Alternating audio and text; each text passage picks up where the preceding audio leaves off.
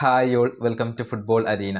ഇന്നത്തെ മത്സരത്തിൽ 1-2 ഗോളുകൾക്കാണ് നോർവേ ബ്രസീലിനെ പരാജയപ്പെടുത്തിയത്.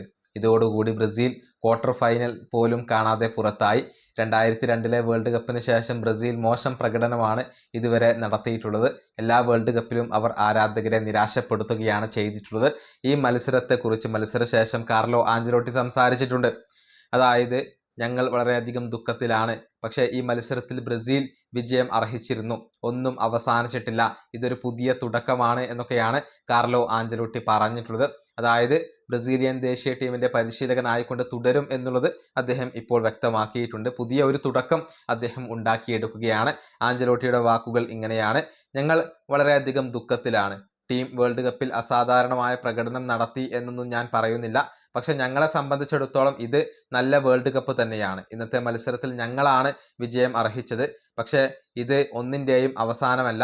ഇത് പുതിയ ഒരു തുടക്കമാണ്, പുതിയ സൈക്കിളിൻ്റെ തുടക്കമാണ്. ഞങ്ങൾ വർക്ക് ചെയ്തുകൊണ്ട് മുന്നോട്ട് പോകേണ്ടതുണ്ട്. ഇതാണ് കാർലോ ആഞ്ചലോട്ടി പറഞ്ഞിട്ടുള്ളത്.